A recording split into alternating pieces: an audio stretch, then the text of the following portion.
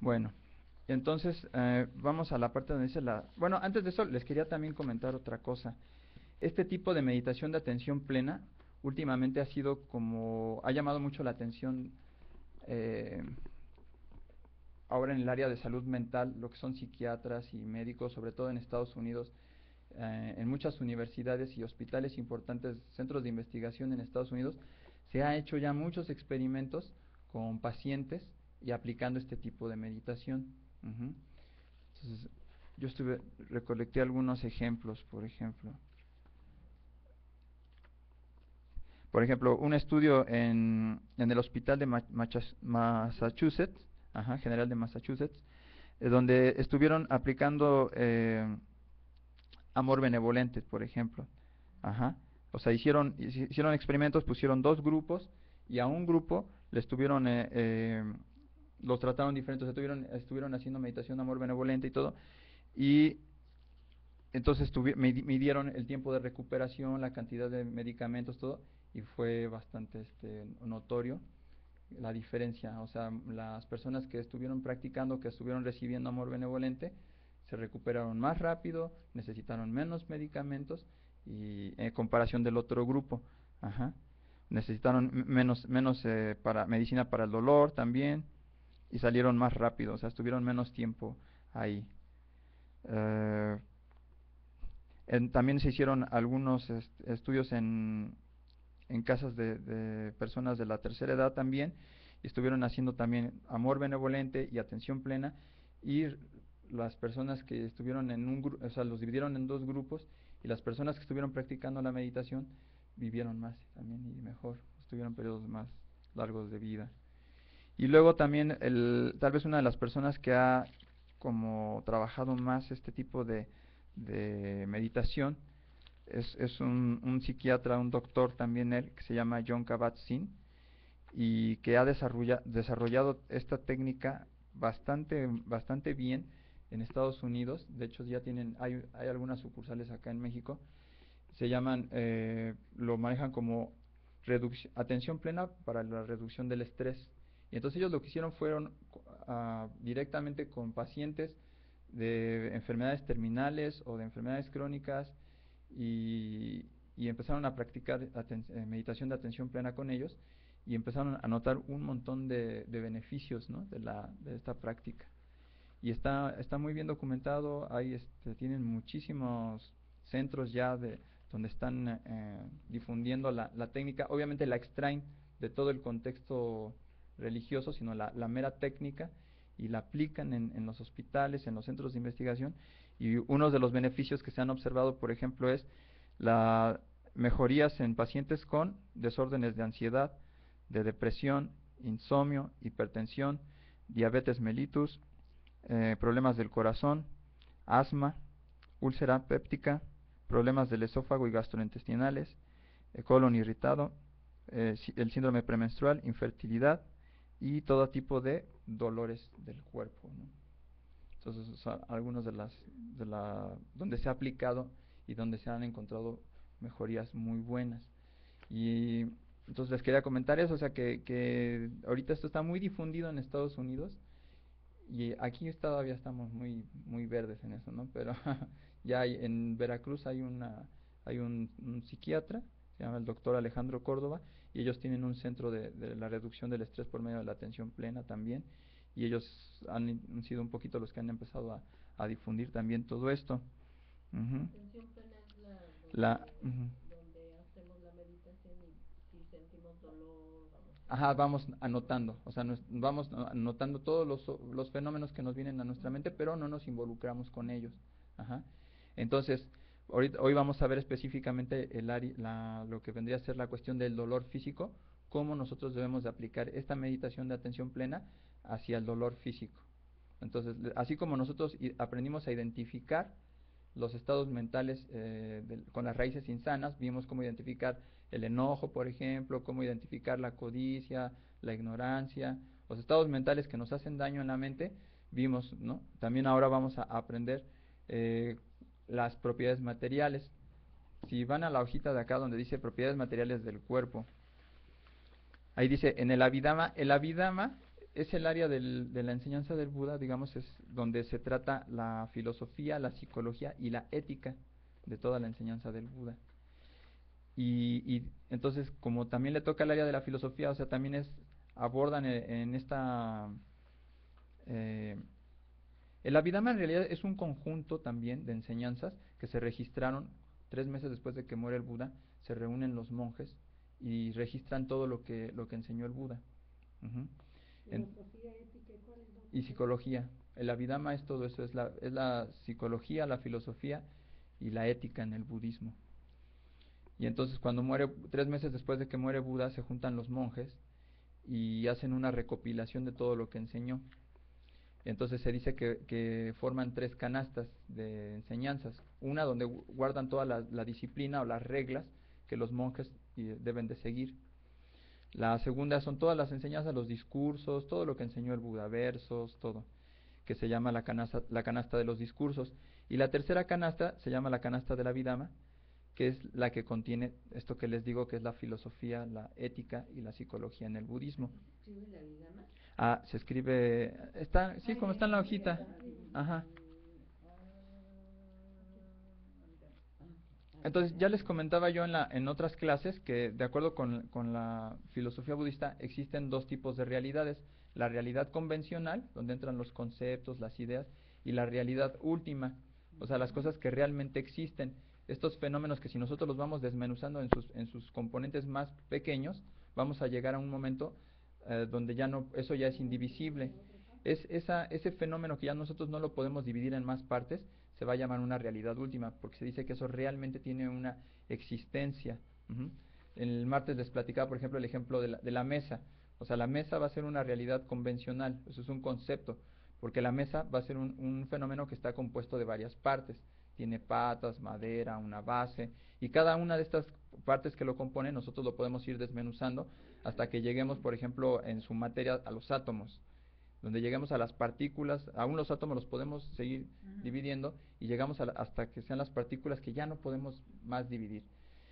Esas partículas que nosotros ya no pudiéramos dividir vendrían a ser en el budismo lo que se llaman las propiedades materiales, que dice que son 28.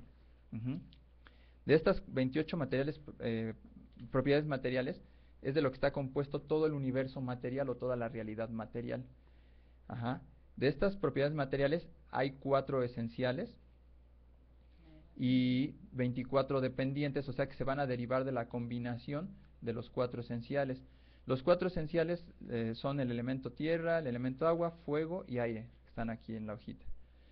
Y les comentaba que no es que sea literalmente que se refiera a la tierra o el fuego, sino a los principios o a las características, a lo que representan estos elementos, que eso es lo que vamos a estudiar ahorita.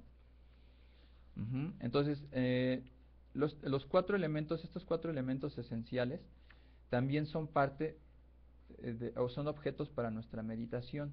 Entonces, nosotros vamos a ir aprendiendo más componentes de la realidad que están, en realidad nosotros estamos en constante contacto con ellos y en la meditación están presentes nosotros también. Lo que pasa es que vamos nosotros adquiriendo herramientas para irlos identificando y los podamos empezar a dividir. Ajá. Esto es una investigación de los fenómenos, y en el budismo se dice que la investigación de los fenómenos, que podamos discernir entre qué son fenómenos materiales y qué son fenómenos mentales, eso es lo que nos va a generar madurar nuestra sabiduría de la realidad del mundo.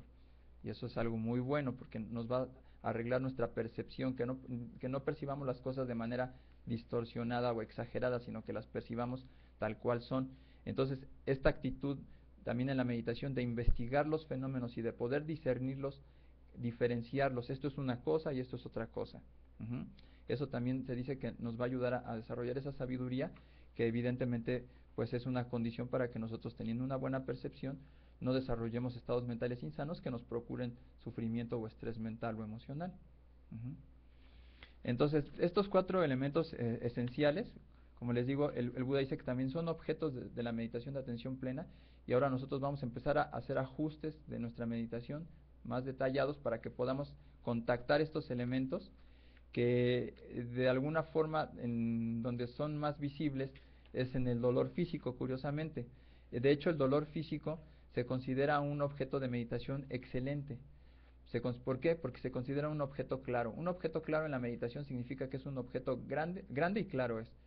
Claro porque lo vemos perfectamente. O sea, cuando tenemos un dolor, no pasa desapercibido. O sea, viene a nuestro campo de atención inmediatamente. No podemos decir, ay, lo voy a ignorar. No, el dolor va a estar ahí y es claro. Nosotros sabemos que ahí hay un dolor y es grande porque también no grande de tamaño, sino eso significa que la experiencia es completa, o sea, que lo podemos contactar fácilmente. Ujú. También hay así elementos, objetos que la mente puede tomar y que no son tan claros o son más oscuros y que a veces no podemos discernir exactamente qué es. Por ejemplo, a veces de manera al lado de nosotros podemos tener un objeto, una persona, y la percibimos pero no de manera clara. Entonces no podemos saber exactamente quién es o qué es lo que está a nuestro lado hasta que lo vemos directamente. Eso sería como el ejemplo como de un objeto oscuro. Ujú. O a veces tenemos ideas o pensamientos o sensaciones tan pequeñitas y tan rápidas que pasan inadvertidas a nuestra conciencia. Ajá, esos serían objetos pequeños. Y eso tiene que ver con los procesos cognitivos también, o sea, cómo nosotros estamos procesando la realidad y qué tanta atención estamos teniendo sobre de ello. Por eso también les comentaba que nosotros practicando la meditación de atención plena, nuestra atención se va a hacer más aguda y vamos a poder notar más fenómenos tanto mentales como materiales también. En la literatura budista, para ejemplificar cómo la meditación de atención plena puede ayudar realmente a la superación del dolor físico, hay varias historias. Alguna de ellas les voy a platicar dos. Una de ellas es de un monasterio donde habían unos monjes que deciden ir a practicar al bosque, a la selva en realidad. Y entonces ellos se fueron a la selva y ahí dormían, o sea, bajo los árboles y todo, y luego se reunían en círculo y practicaban meditación de atención, así como lo hacemos nosotros.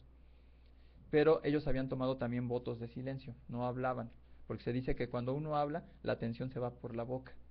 Entonces, cuando los monjes hacen voto de silencio, eso ayuda a su concentración y al desarrollo de su atención.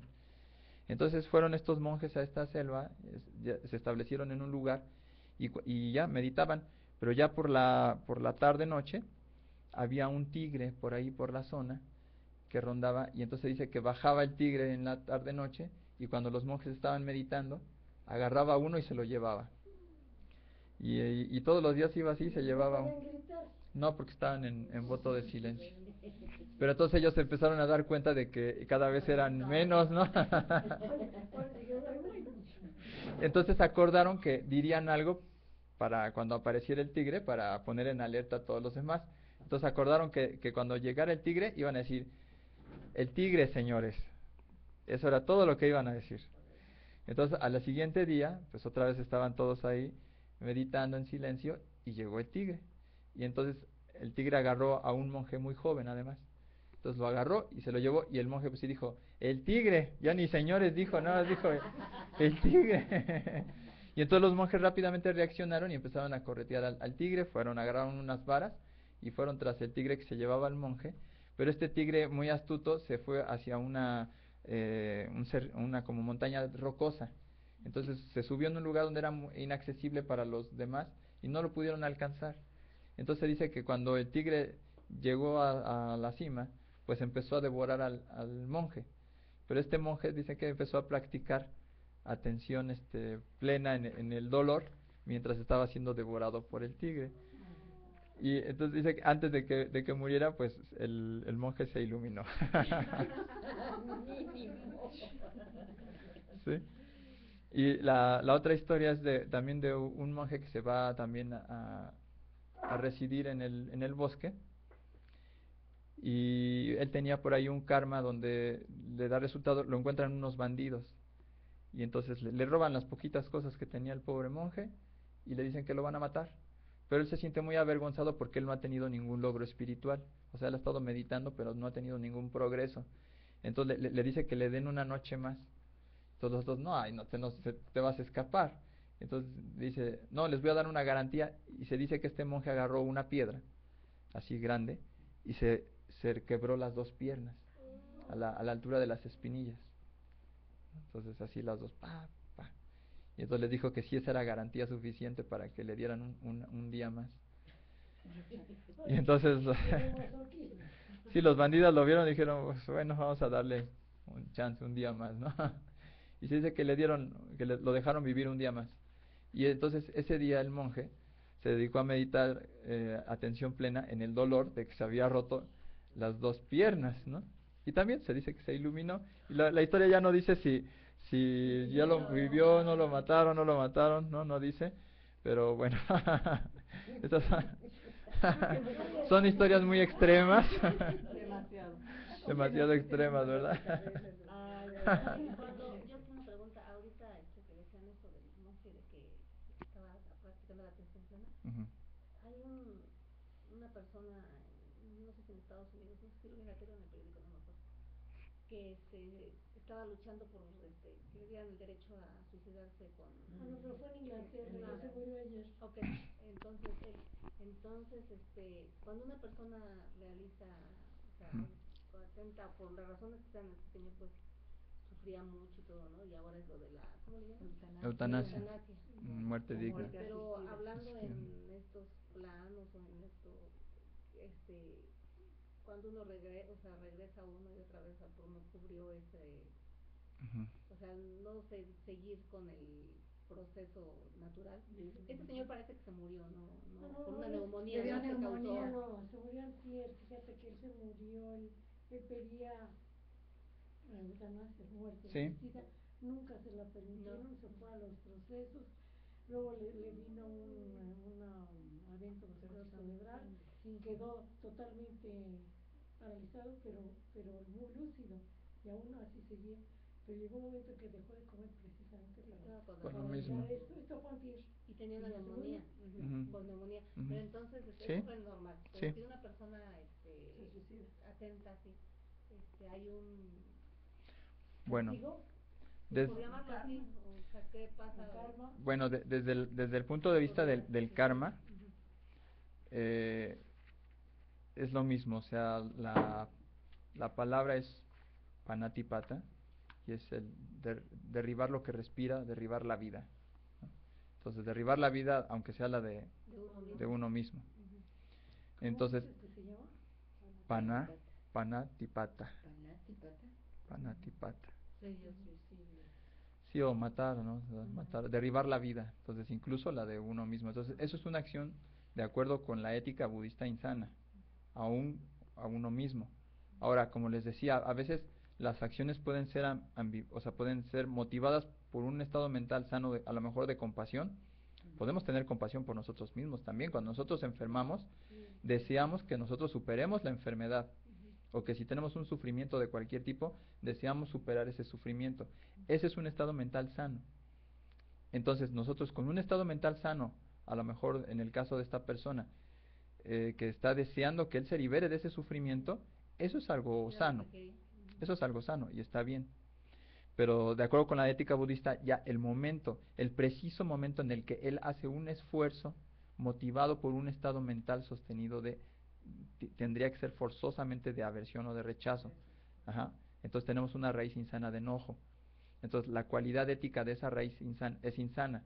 Entonces no es una cuestión de si está bien o está mal, sino que desde el punto de vista de las cualidades éticas, esa acción va a traer un resultado negativo.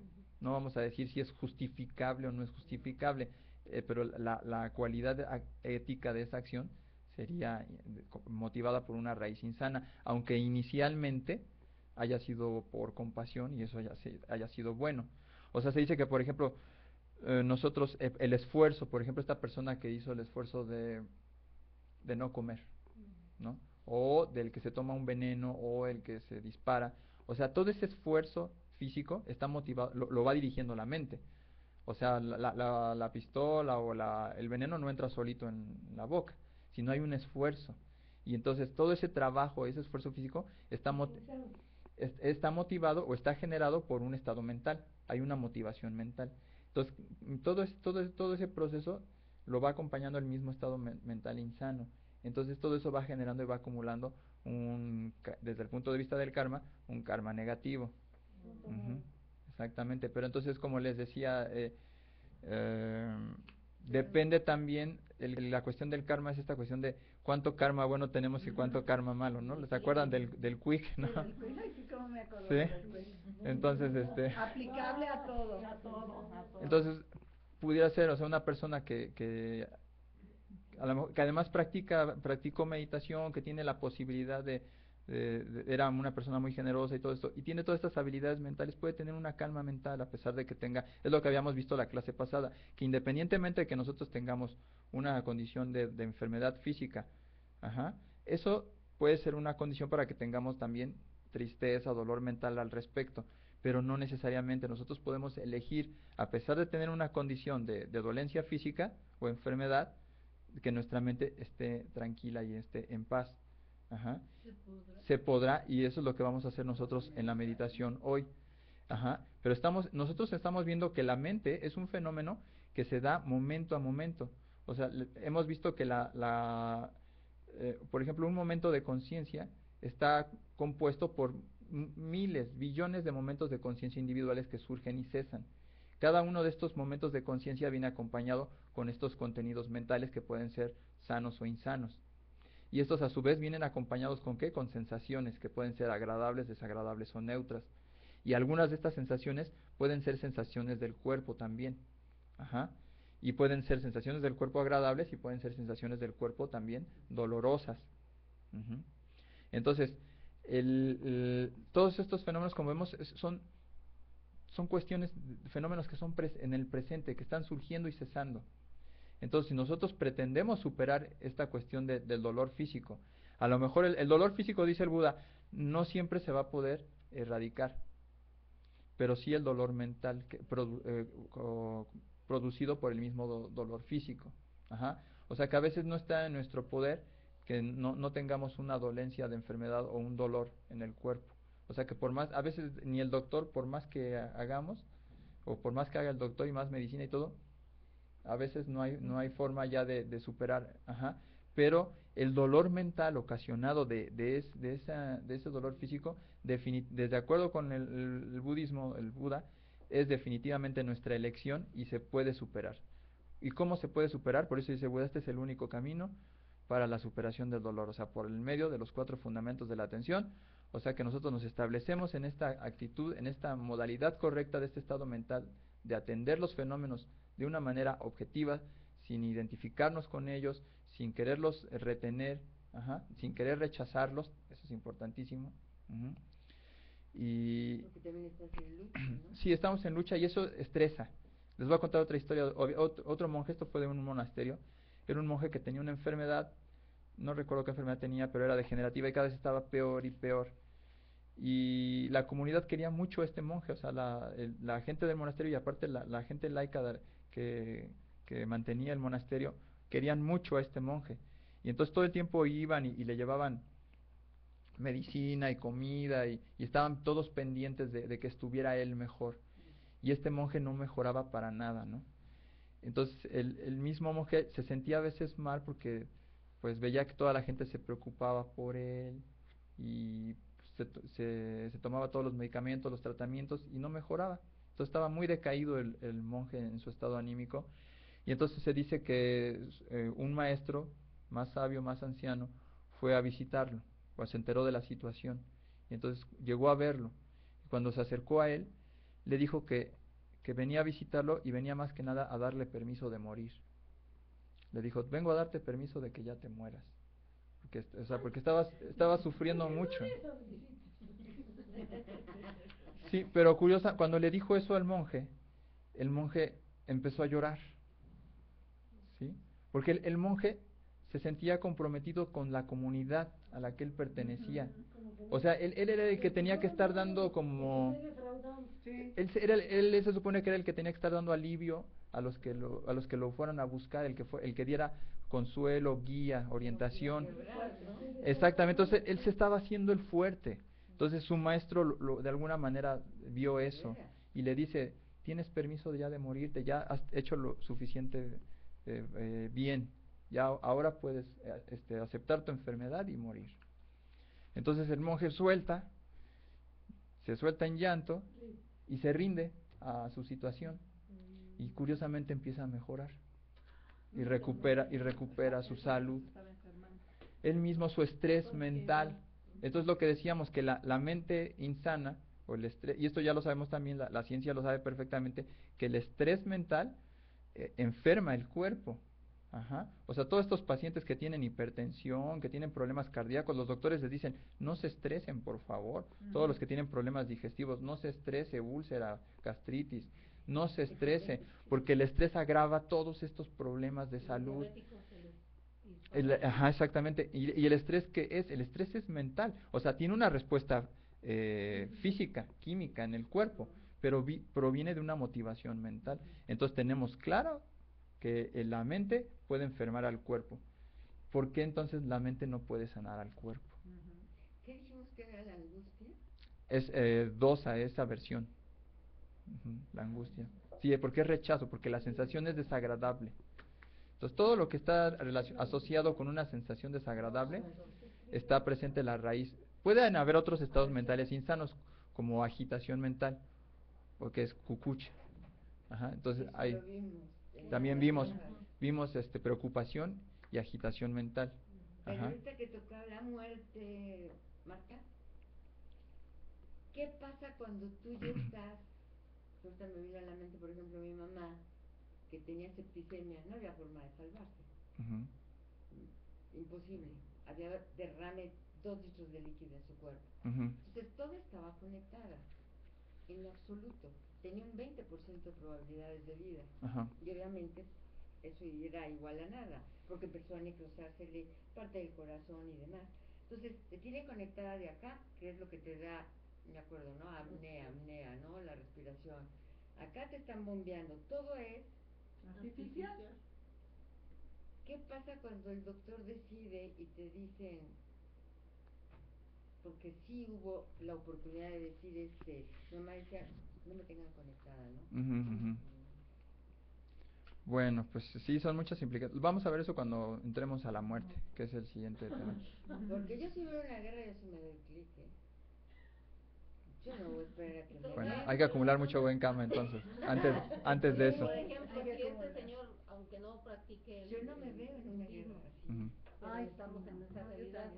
Sí, o sea, el Buda decía que independientemente de que existan Budas o no en el mundo, independientemente de que existan su enseñanza o no, hay verdades, hay realidades que son independientes. Entonces, de leyes naturales, ¿no? Si él hubiera soportado y seguido, en este caso se murió solito, bueno, por causa natural de neumonía, ¿no? Pero dejó de comer. O sea, sí. ¿Estaba viejito? No, era muy joven. Ahora, por ejemplo, uno de los beneficios de la meditación de amor benevolente, lo vimos cuando estuvimos viendo lo de enojo, ¿sí? Es que uno muere sin confusión mental. O sea, este tipo de meditaciones, o sea, lo que dicen las escrituras budistas es que cuando uno se vuelve un meditador muy desarrollado en el amor benevolente, o sea, eso significa que uno lo practica todos los días y que constantemente a lo largo del día está mandando y irradiando buena voluntad hacia los seres, les está deseando bien. De acuerdo con el Buda, eso significa que cuando uno muere, como resultado de ese desarrollo mental que uno obtuvo, de esa práctica constante y dedicada, uno muere sin confusión mental. O sea que uno tiene una muerte pacífica. Sí, bueno, no sé en qué teoría, aparte de lo que iba a preguntar, ahorita que dijiste eso, dicen que por el desarrollo mental de una persona que se eleva, por ejemplo, en ese sentido, ayuda a otros más como a pasar más planos, ¿no? A ascender, o sea, sí, como a ser más positivos, bueno, en la cuestión. Bueno, el Buda es muy claro al respecto. De hecho, ¿se acuerdan de la meditación que les dejé, de la reflexión de la muerte, eso? ¿Se acuerdan qué es lo último que dice el Buda? ¿Cuál es la quinta reflexión? No me das en memoria, pero sí. Las dos últimas. Mira, si la tienen. Soy dueño. Ajá, si la lees, léela, porfa. Soy dueño, heredero, nacido, emparentado de mis acciones. Ellas son mi verdadero refugio. Ajá, soy dueño de mis acciones. O sea, el Buda dice que las acciones son la única y verdadera propiedad de los seres. Ajá. Entonces dice que no hay ser en el universo que pueda intervenir en el karma de otra persona. O sea, en las acciones. Sí, dice que ni siquiera los Budas pueden intervenir en en el karma, o sea que no hay forma, o sea que uno es dueño y uno es heredero de eso. Entonces lo que uno haga, dice, hay otro verso del Buda que dice, ni en una isla remota, ni en elevado en el aire, ni en medio del mar, ni en una cueva, uno se puede escapar del resultado de sus acciones, dice el Buda. O sea que por más que nosotros le hagamos, cuando las condiciones estén para que se van a dar resultado, nuestras acciones, lo que nosotros hayamos hecho, cuando las condiciones son propicias, el resultado va a surgir. Yo creo que ella se refería, quiero pensar, sí, que es como que, en el universo, estamos como intercomunicados siempre. De alguna manera hay algo que nos une a los hijos, y los hijos son paganos, ¿no? Tú estás bien, yo estoy bien, tú estás bien, o sea, yo estoy feliz, yo reflejo paz, calma, y te lo voy irradiando, a lo mejor en otras dogmas o religiones, ¿no? ¿Por qué voy a pagar lo que hicieron otros, no? O sea, pero eso no eso sucede, es ¿sí? como intercomunicados. Bueno, la ley del karma es muy amplia, y la ley del karma reconoce que dos personas o más pueden experimentar el mismo resultado porque hicieron la misma acción en el pasado al mismo tiempo. Pero no significa que uno esté experimentando el karma del otro. Pero sí también puede suceder que el hecho de que a uno le dé resultados un mal karma, eso pueda afectar a otra persona. Pero ese que se afecte a esa otra persona también tiene que ver con su propio karma. Por ejemplo, una persona que se dedica a hacer fraude, o a robar, o a secuestrar, y entonces esa persona nosotros no sabemos que lleva esta vida de delincuencia, o sospechamos, no sabemos, o sí sabemos, pero no nos importa, y nosotros nos vamos y nos tomamos nos invita a tomar un cafecito a su casa. Y entonces nosotros vamos a su casa, y entonces en eso llegan los enemigos de esta persona, o llega la policía, y como nosotros estamos en ese lugar, a esa persona le está dando resultado sus propias acciones, pero nosotros por estar asociados con ellos, nos toca una parte, ¿sí? Pero eso también tiene que ver con nuestro propio karma. Por algo estamos ahí también. Esto te iba a decir, por ejemplo, que vamos a suponer de una familia, ¿no? Que los hijos son malos, abandonan al papá, a la mamá, qué sé yo. Ellos ya van a tener un karma. Sí. Pero el papá está viviendo un karma, creo yo, ¿no? También. Porque está siendo abandonado. Sí, por eso dice el Buda que cada ser es dueño de sus acciones. O sea que, acuérdense, el karma son dos cosas. Una cosa es el karma y otra cosa es el resultado del karma. Ahora, el karma, la palabra karma significa acción o trabajo. O sea que uno puede decir karma, ¿cuál es tu karma? Decir, bueno, yo soy maestro porque es a lo que me dedico, o instructor. Entonces se puede, o a lo que se dedique uno, también se puede ser como referencia al karma. O sea, es el trabajo o la acción que uno hace también en la vida. Y el otro es el resultado del karma. O sea, son dos cosas diferentes. Ahora, ¿qué es el karma? El resultado del karma puede ser de dos tipos. Puede ser el resultado mental o material.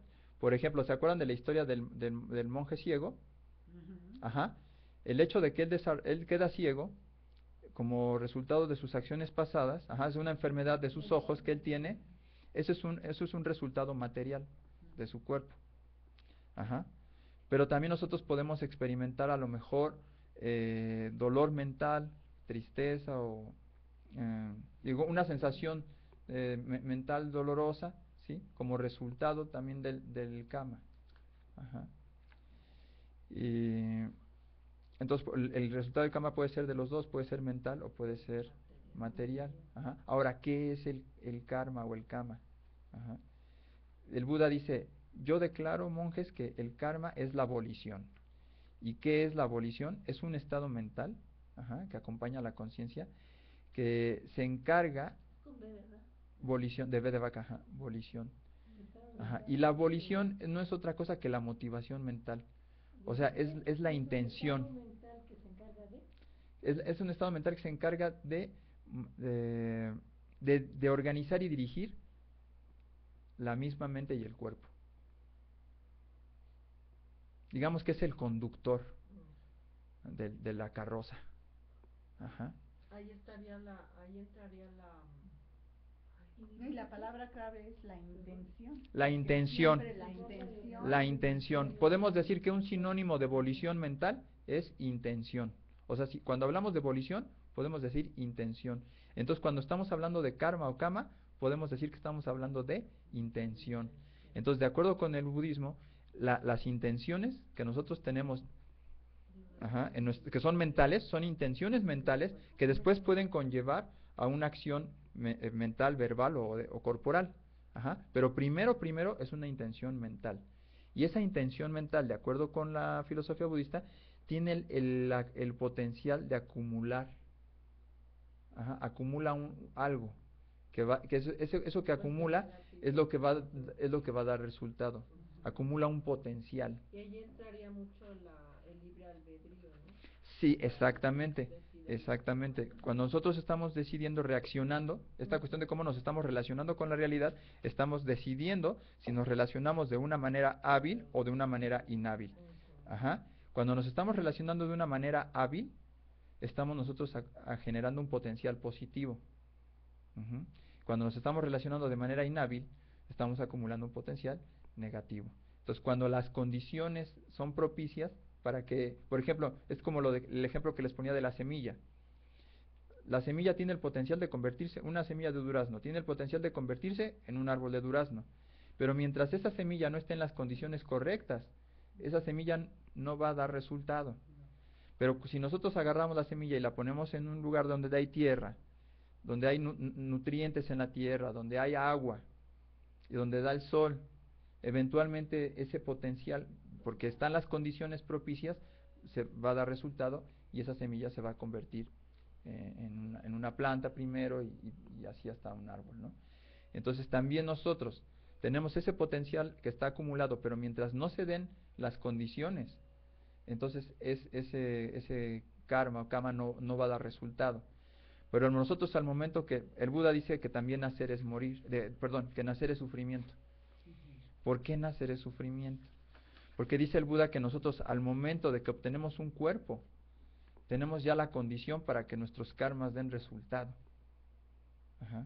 Entonces nosotros al tener un cuerpo, el cuerpo que nosotros tenemos, ya es una condición para que nos enfermemos.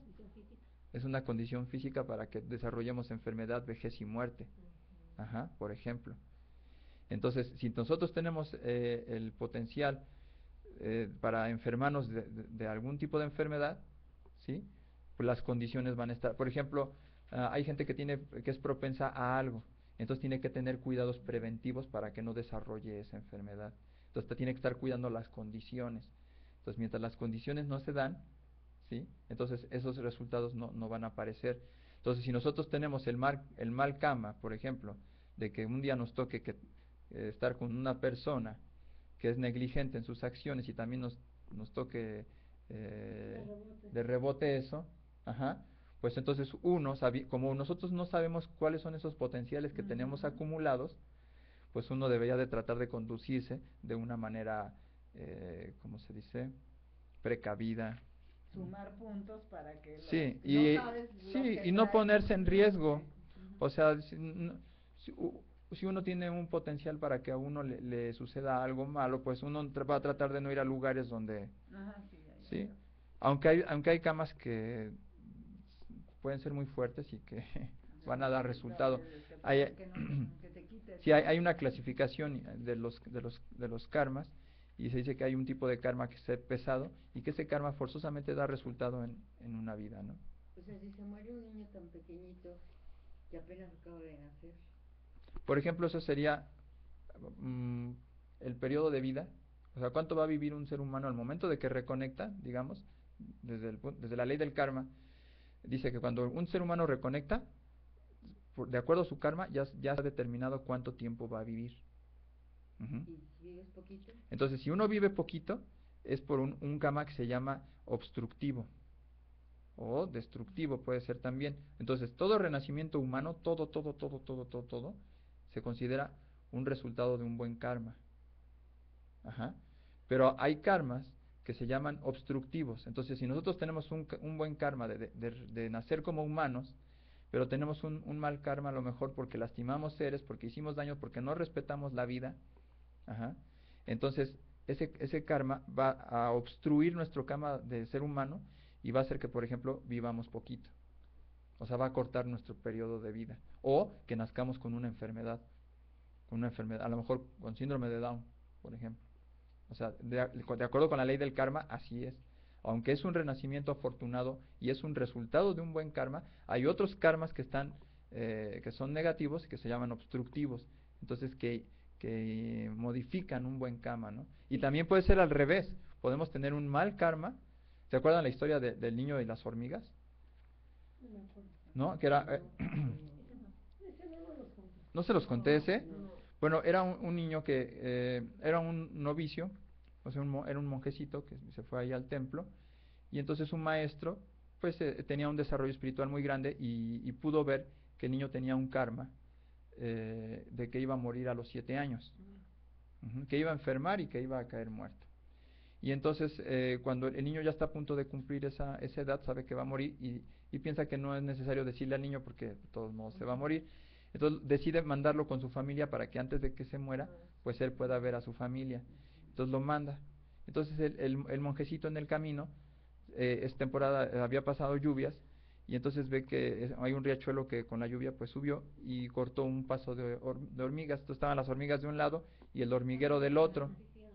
Y entonces él agarra y se pone como puente para que pasen todas las hormigas, hasta que pasen todas. ¿Sí? Y entonces después llega a ver a su familia y todo, y después regresa con el monje. Entonces cuando lo ve el monje le dice, ¿y tú qué haces aquí? Se supone que tú tenías un karma de que te ibas a morir. Bueno, no le dice, pero le dice, a ver, cuéntame exactamente qué hiciste en todo tu viaje, ¿no? Entonces él le platica la historia de las hormigas y él entiende. Claro, o sea, aunque él tenía un karma destructivo, un mal karma, él acumuló un karma obstructivo bueno. Entonces ese karma obstructivo es la leche y el quick. Si tenemos mucha leche, entonces el tantito quick no sabe. Ajá, eso es lo mismo. Entonces lo que nosotros no sabemos, no conocemos qué potenciales tenemos nosotros acumulados. Ajá. O sea que el obstructivo puede ser para bien. Bueno, para mal, sí, depende. Entonces nosotros pensando de esa forma, lo que deberíamos hacer es dedicarnos a acumular mucho buen karma. Ahora, suponiendo que no existe, suponiendo que no existiera el karma, suponiendo que esto es una cuestión de creencias nada más, y que no existe el karma, y que todo esto fuera una cuestión de probabilidades, aún así se reconoce que, o sea, el buen karma se genera por 10 acciones meritorias, se dice. Por ejemplo, no matar seres. O sea, abstenerme de dañar o lastimar o matar seres. Abstenerme de mentir. Todo este tipo de acciones. Tener un lenguaje correcto. Un lenguaje que no es falso. Un lenguaje donde propicio la reconciliación de los seres, no la división. Donde mi lenguaje ayuda a que los seres también generen estados mentales sanos. Ajá. O sea, si yo hago todas estas acciones buenas, ajá, independientemente de que exista o no exista la ley del karma y todo sea una cuestión de probabilidades nada más. Es que deberíamos de tener un sensor en un dedo. Sí, pero psicológicamente, el efecto que vamos a tener psicológicamente de ser personas que tengamos buenas acciones hacia nosotros y hacia los demás, eso lo vamos a experimentar en esta vida. Ese beneficio lo vamos a ver y es tangible y no es una creencia. Puede ser corroborado en nuestra experiencia presente. Pero la toma de conciencia va a ser ese sensor que ya al tomar la conciencia de que ya, entonces automáticamente va a ser desde que empezamos con Felipe, por lo menos a mí, la caída de 20 es de... ¿Sí? ¿Sí? Entonces con cáncer. Sí. ¿Qué karma? Bueno, pero es que hay que ver, porque acuérdense que tenemos, en el budismo se reconoce que hay más causas de la enfermedad que el karma. O sea, el karma nada más es una, ¿sí? Por ejemplo, el cáncer que tuve yo fue en la nasofaringe. Entonces yo por ejemplo, y eras muy joven. Estaba muy joven, pero yo por ejemplo trabajé un tiempo con mi abuelo en un taller donde se manejaban discos de asbesto. y no usábamos tapabocas. Entonces, por ejemplo, al poco tiempo que yo me diagnosticaron a mí, como al mes, diagnosticaron a otro tío de cáncer pulmonar, que también trabajaba ahí con mi abuelo. Y él sí, desafortunadamente, él sí murió poquito, antes de que empezara tratamientos, él murió. Entonces, hay condiciones, o sea, hay factores. ¿Sí? Una de las causas, decía, ¿no? ¿Cómo dice? Por cuestiones externas o ataques externos. O sea, que hay condiciones que están por fuera también, ¿sí? Entonces, en ese sentido, pues había una condición ahí. Sí, también mi sistema inmunológico estaba bajo también. ¿Por qué? Porque fui yo muy negligente. Hay otra de las que dice, originada por la falta de cuidado del cuerpo. ¿Sí? Yo en el preámbulo del cáncer también fui muy negligente con mi cuerpo, no descansé muy bien. Yo estaba terminando la preparatoria, estaba por entrar a la universidad y no dormía bien, no comía bien, hacía mucho ejercicio yo, entonces fui muy negligente. Tenía yo cuadros de sinusitis crónica y en lugar de atenderme como es debido a las infecciones, me la vivía con puros analgésicos y no iba al doctor, no fumaba tabaco. Entonces todo ese tipo de condiciones, pues obviamente por falta de cuidado eran mi responsabilidad, sí, pero también aquí se reconoce que también la falta de cuidado del cuerpo es una condición para poder desarrollar enfermedad. Entonces, cada caso, ahora en el budismo, ¿La genética? También sería la genética, exactamente. ¿Sí? Sí, o sea, son múltiples causas. Ahora, les voy a comentar. Chiquita era gente que había terminado su trabajo rápido. Puede ser, o puede que no. Te deja una experiencia para esa familia que la perdió. Ahora, así como le explicas que el nacer es ya el ambiente propicio para pagar el karma, a lo mejor te dan ese cuerpo para que pagues tu karma y next, ¿no? O sea, bueno, ahora si ven ahí dice, en la hoja dice nacido de tus acciones, somos nacidos de nuestras acciones. Entonces, de acuerdo con la ley del karma, nuestro deseo por existir es el que genera el potencial de que volvamos a reconectar, o sea que nosotros mismos, o sea, ¿y quién nos da el cuerpo?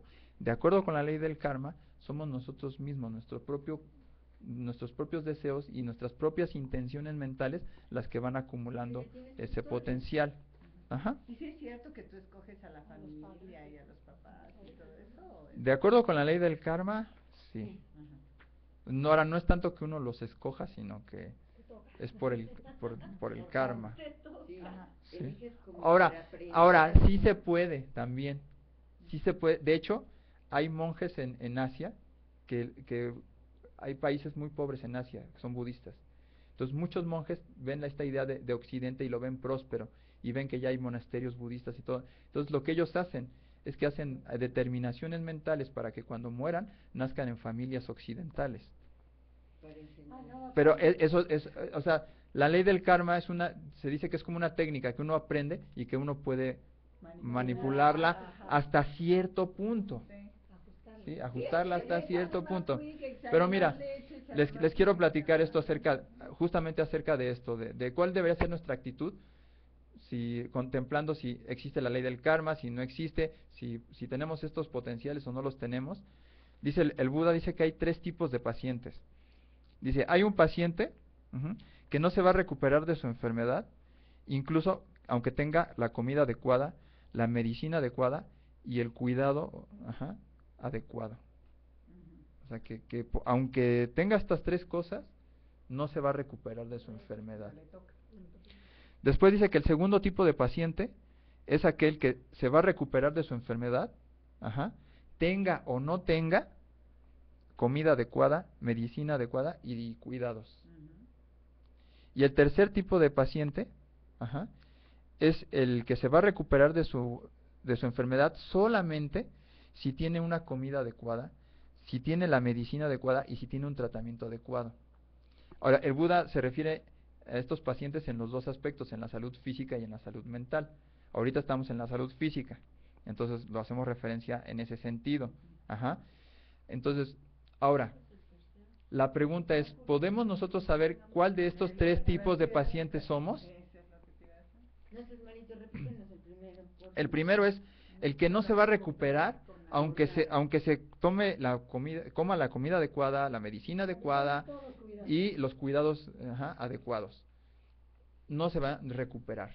Y lo sabemos que hay gente que se enferma y que a pesar de que tuvo todos los cuidados, la medicina y se alimentó y todo, aún así no superó su enfermedad y murió. También, pero bueno, o sea, digamos, tenemos estos tres tipos de pacientes. Ahora, la pregunta es, el tercero es el que se va a recuperar solamente si se toma la medicina, la comida y los cuidados adecuados. Ajá. O sea, si los toma, entonces sí se cura, pero si no los toma, no se cura. Ese es el tercero. Ajá. Entonces, o sea, podemos ser cualquiera de los tres, pero la pregunta es, ¿podemos saber qué tipo de pacientes somos nosotros? No. No podemos saberlo. Entonces dice el Buda que nosotros deberíamos de asumir que somos como el tercer tipo de paciente. Que solamente si nos cuidamos, comemos y tomamos la medicina, nos vamos a curar. Porque no sabemos si somos a lo mejor del que ni aunque nos tomáramos la medicina, aún así nos vamos a curar. No sabemos.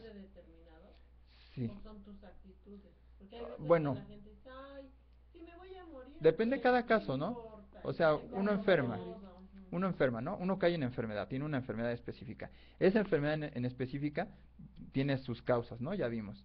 Y esa enfermedad si es a lo mejor originada por el karma, ¿sí? Y es un karma pesado y eso pues va a estar determinado, entonces no nos vamos a curar aunque tengamos los cuidados y todo eso, pero no lo sabemos, ¿sí? Pero nosotros deberíamos de actuar como si fuéramos el tercer tipo de paciente, hasta el final, o sea, deberíamos de brindarnos ese cuidado, aunque fuéramos del primer tipo y no nos vamos a recuperar, el hecho de tener los cuidados, o sea, el hecho de que yo me alimente, de que yo me tome mi medicina y me propicie los cuidados, o lo que me los propicien los demás, estoy yo teniendo ahí una actitud correcta hacia mí mismo. Sería el resultado del amor hacia uno mismo. Entonces yo estoy teniendo ahí estados mentales sanos y voy a experimentar el resultado de esos mentales sanos. Sobre todo psicológicamente hablando, ¿no? Oye, pero si uno hace algo cuando uno está joven y no sabía todo esto, bueno, cuando uno lo sabe, entonces tiene uno la oportunidad de acumular muchas cosas buenas. Ahora digo, y lo sigo diciendo, podemos pensar que esto del karma existe o no existe, pero independientemente de eso, si nosotros somos personas que tenemos una conducta correcta, que nos relacionamos bien con los demás, por eso manejamos el amor benevolente como ¿qué? Como cultura mental. Si tenemos una cultura mental de no envidia, de regocijo altruista, de compasión, de amor benevolente, de ecuanimidad, exista o no exista el karma, nosotros vamos a experimentar beneficios psicológicos en esta misma vida. Sería como una vacuna. Es una vacuna, exactamente. Mientras más nosotros los desarrollemos, estamos protegidos. Exactamente, es una vacuna. ¿Sí? Nos estamos inmunizando al sufrimiento, de alguna forma, a través de este tipo de desarrollo mental. Exactamente. Es así. Decías, digo, es razonable pensar que tenemos que sumar puntos. Sí. Además, también ya vimos... No puedes ir acumulando cosas malas en tu vida. Claro. Tienes que aligerar tu... ¿Qué dice la reflexión? Moral, ¿no? Yo soy de la naturaleza de enfermar. Yo seguramente enfermaré. Ahora, si la mente puede enfermar el cuerpo, la mente también puede sanarlo. Entonces, vamos nosotros a agotar esa posibilidad, porque digo, ya estamos vivos, ya estamos aquí y sabemos que tenemos cuerpos y que son la condición para poder enfermar. ¿Qué podemos perder? Desarrollando estados mentales sanos, que son buenos para nosotros, son buenos para los demás, y que además nos dieran la posibilidad de que además pudieran ser como una herramienta también de sanación del cuerpo. O sea, ganamos, no perdemos nada y podemos ganar mucho. ¿Sí? Y eso es algo para que uno lo corrobore en su propia experiencia. Y sí pasa, la gente que está más animada, el sistema inmunológico está más fuerte. La gente que está contenta, la gente que para dolores, consejo, reír. Eso lo vamos a ver por ejemplo, cuando vamos a visitar gente que está muriendo o está enferma, con una actitud como más adecuada. ¿sí? Hay que reír, porque la risa tiene un efecto fuertísimo en el cuerpo, que el dolor se va. Cuando uno, exactamente, cuando uno tiene un dolor, uno se pone a reír y a carcajearse y mira el dolor. Sí. Que dicen que los niños se ríen mucho más que nosotros los adultos después de reírnos. ¿Sí? Entonces, y el entorno de tu gente cambia, porque si sí. Eso es lo que les decía, como que emanas y toda la gente a tu alrededor. Así es. Entonces, esa es la idea. O sea, la idea es que nosotros, independientemente de todos los dogmas y las creencias, podemos nosotros inferir el beneficio de tener, primero que nada, estados mentales sanos, tener un balance mental y emocional, y que motivado por ese balance mental y emocional, hagamos acciones correctas. Porque ya vimos que las acciones pueden ser mentales. Por ejemplo, cuando practicamos meditación amor benevolentes, lo estamos haciendo mentalmente. Pero también lo podemos hacer verbalmente. Que estés muy bien. Ajá. O que te recuperes, que te sientas mejor. Estamos siendo compasivos porque estamos deseando que el otro. O, mira, te traje este té o esta medicina que te va a ayudar a que te recuperes. Mi intención es de que te recuperes. Estoy manifestando compasión con el cuerpo y con las palabras. O sea que no nada más lo podemos practicar mentalmente, lo deberíamos de practicar mental, verbal y corporalmente. Y también, Ajá. y también se pide por los que ya se fueron, también se puede en el amor benevolente pedir por los que ya se No. fueron. ¿No? Esto yo quería saber porque no. Sí. ¿Por qué? ¿Por qué? Porque de acuerdo con el budismo, es una excelente pregunta. Digo, estamos en el campo de las creencias. Eso lo vemos hasta la muerte. No, pero sí la vamos a responder. O sea, se dice que un ser, cuando muere, sí, ¿se acuerdan que vimos el ejemplo de la vela? O sea, tengo una vela, cuando yo paso con una vela prendo otra vela, ¿sí? Digamos, esta flama que encendí con esta, no es esta flama, pero tampoco está relacionada de alguna forma con esta flama. O sea, está interconectada con esto, pero no es la misma. Ajá. Pero tampoco es una que es independiente completamente de esta. En la idea de la reconexión es igual. Entonces, cuando un ser muere en una vida, ese ser ya no existe. Por eso, si nosotros le mandamos amor benevolente a ese ser, no hay objeto. Ajá, exacto. No hay quien esté recibiendo eso. Materialmente. Sí, No existe. Cuerpo, y además, y curiosamente el Buda dice, sí, y el Buda dice que además uno no desarrolla la mente cuando agarra como objeto. ¿Por qué? Porque el amor benevolente solamente puede tomar seres sintientes, vivos. Porque, por ejemplo, no podemos decir que esta mesa esté bien, feliz y en paz. Porque mi mente no va a desarrollar verdadera intención. Entonces dice que... Ajá. Iba rápido, ¿no? Y entonces con la familia. Ajá. Y entonces dije que mi mamá, y luego dije que mi papá. Uh-huh. Y dije, ay. O sea, lo dije sin... Sí, lo sí. hice sin... O sea, sí, me salió pues... Y me quedé pensando, ¿no? Y ahorita que estábamos hablando del Señor y de la situación esta, pues me acordé de mi hermano Sí, me imagino. Porque mi hermano, muy joven, de 34 años, murió porque tuvo problemas de hipertensión y muy rápido. Y le iban a presentar gente que se dializaba desde hace 15 años. Mi hermano no duró ni un año. Entonces, cuando falleció, yo estaba, mi hermana, que es enfermera también, trabajaba en Lomas Verdes, ella ahora ya trabaja en otro lado, pero mi hermano se atendió ahí en Naucalpan.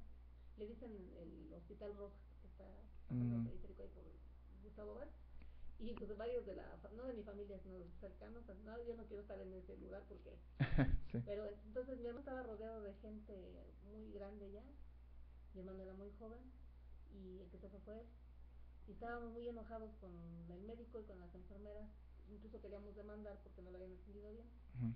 Pero por una historia que yo oí en el velorio, de una amiga de mi hermana que también era enfermera y su papá murió ahí, estaba yo como cuando murió mi papá, así, oyendo la historia en el velorio, oyendo la historia de la muchacha que contaba de su papá, seguía lo de mi papá y lo de mi hermano. Entonces ahí como que me llegó así de que, aunque, o sea, uno no es que justifique a las enfermeras ni al médico, pero aunque haya que decías, aunque haya todas las condiciones, sí lo desatendieron, pero ya no había manera. Entonces ahorita me vino así, ¿no? Sí. Entonces, ahora mi papá y dije, puedo pedir por mi papá y por mi Sí, ahora, se dice que hay gente que puede, o sea, con la meditación desarrolla la habilidad de ver a dónde se van los seres. Entonces uno podría decir, bueno, desarrolla este poder y dice, mi pariente ahora reconectó como tal, ¿no? Sí, o sea, se supone que hay gente que puede desarrollar ese poder.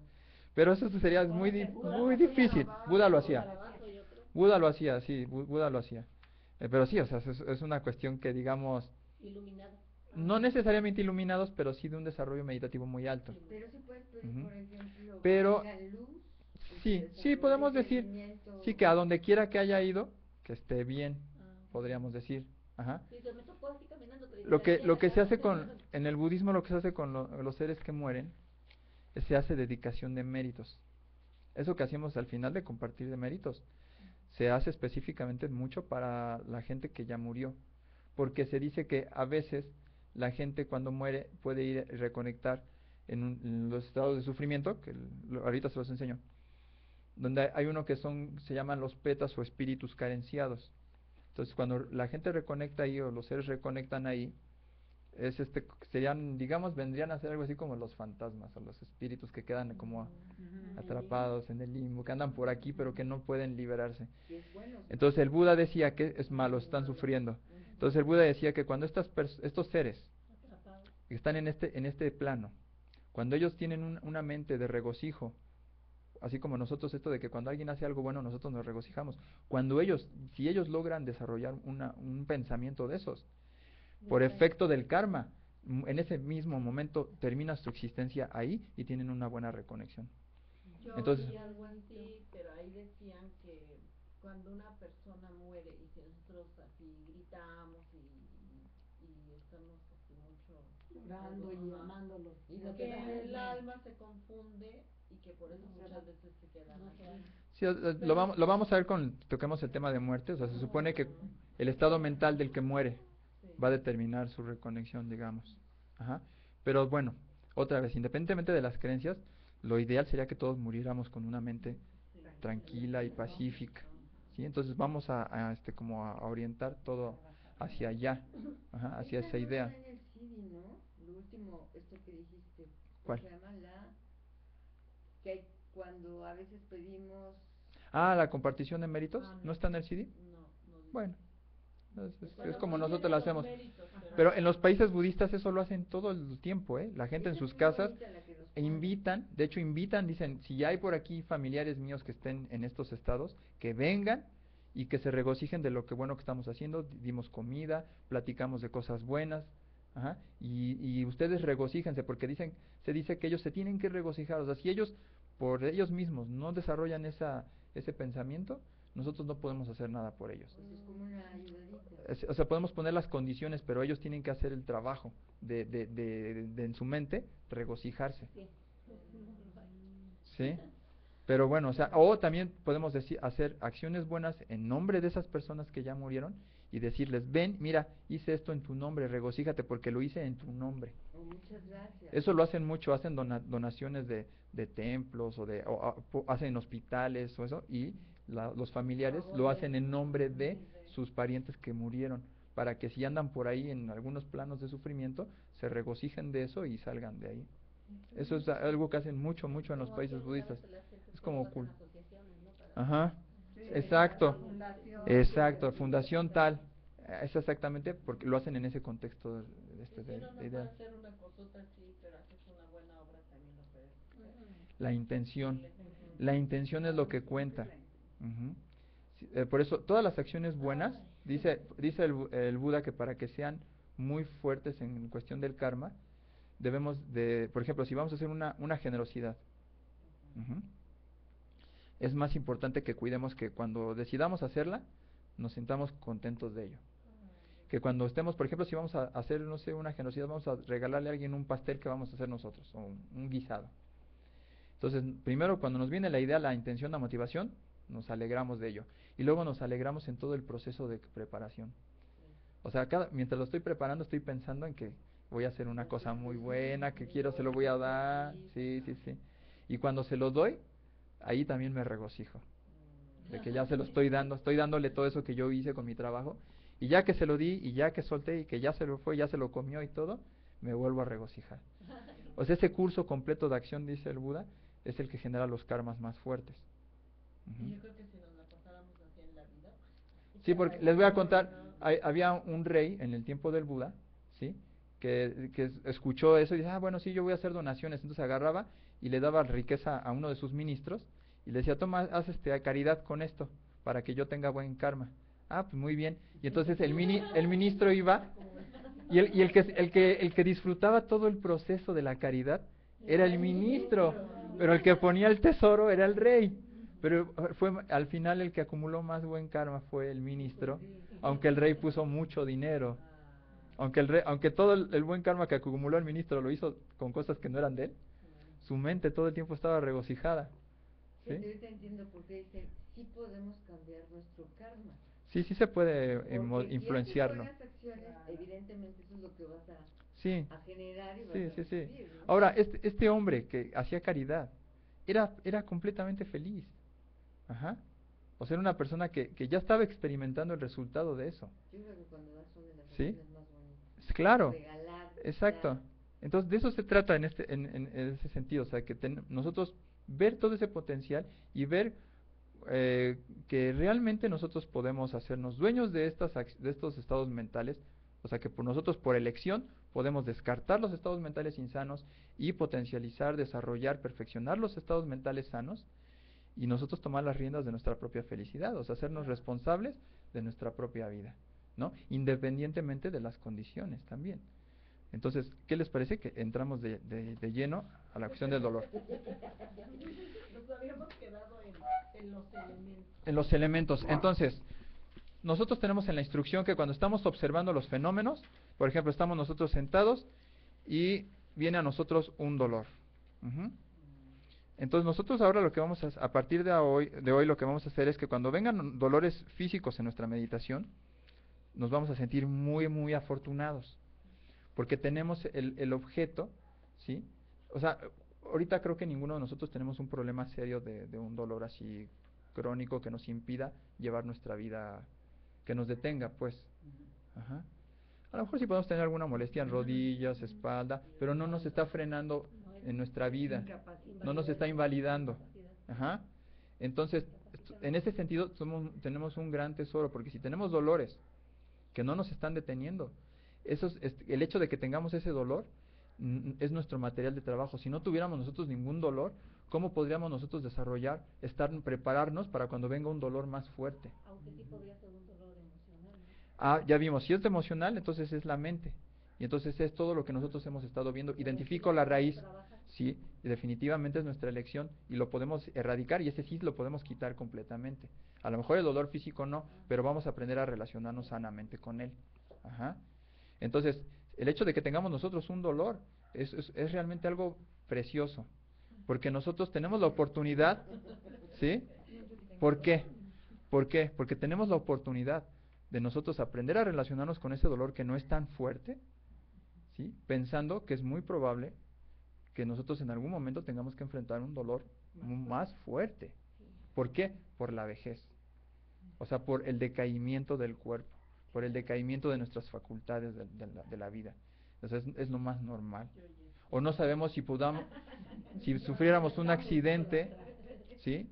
Saben que una de las mayores causas en el mundo de muerte son los accidentes automovilísticos a nivel mundial. ¿Sí? Entonces, imagínense, por accidentes o sea, es muy fácil, es muy probable que nosotros podamos tener un accidente automovilístico. Digo, ojalá que no, pero es muy probable. Pero también la enfermedad y el dolor físico. Entonces, si nosotros tenemos dolores que no nos detienen, o sea, eso también nos va ayudando un poquito a que nuestra percepción de la realidad, o sea, que nos ayuda también a relacionarnos más hábilmente y decir, o sea, un dolor físico lo voy a conocer en sus partes, y lo voy a ver tal cual es. Pero ya tengo mi botiquín. Ya tengo mi botiquín, y también estoy reconociendo que tengo una oportunidad para prepararme, para desarrollar más mi mente y que me pueda relacionar más de una manera más hábil con la realidad. ¿Sí? Entonces, en ese sentido es bueno también ver los dolores como algo bueno. También la enfermedad, o sea, si no tuviéramos enfermedad, si no tuviéramos dolores, ¿cómo sabríamos que algo está mal en nosotros, en nuestro cuerpo, que hay un desbalance de algo? ¿sí? Entonces, a veces la enfermedad también tiene ese aspecto positivo, y eso ya también nos va alivianando y aligerando las cosas de lidiar ya con esa situación. Entonces, cuando nosotros estamos observando, estamos en la respiración, por ejemplo, estamos sintiendo el aire entrando en las fosas nasales, ya dijimos que es por medio del tacto, entonces nosotros ahí tenemos una serie de sensaciones que podemos nosotros ser muy meticulosos, muy sutiles, muy detallistas, y desmenuzarlas y ver qué más hay ahí. Entonces, lo que nos vamos a encontrar si nosotros vamos a diferentes partes de nuestro cuerpo con nuestra atención, no es otra cosa que los elementos materiales. Y vamos a ver un poquito qué son. Tenemos el elemento tierra, que dice, representa el principio de extensión. Tiene la característica de la dureza y la función de actuar como base para los otros tres grandes esenciales, o sea, el elemento agua, fuego e aire. Tiene la manifestación de recibir. Su causa próxima son los otros tres esenciales. Tanto la dureza como la blandura son los modos de experimentar el elemento tierra por medio del sentido del tacto. O sea que nosotros, como vamos a experimentar el elemento tierra, es por medio de la dureza o la blandura. Si por ejemplo nosotros estamos sentados, quiero que observen, que se sienten y pongan atención en sus glúteos y en el contacto de sus glúteos con la silla. Ahí nosotros podemos determinar ahí, todos nosotros, sin ningún problema podemos determinar si lo que estamos experimentando es dureza o blandura. ¿Todos lo pueden contactar fácilmente? Ahí nosotros, si nosotros, esa sensación que están contactando, de que decimos dureza, eso es elemento tierra. Si nosotros estamos meditando y viene a nosotros ese fenómeno, esa sensación, decimos elemento tierra y estamos en lo correcto. O podemos decir dureza es lo mismo, o elemento tierra, tierra, tierra, tierra, dureza, dureza, dureza. ¿Sí?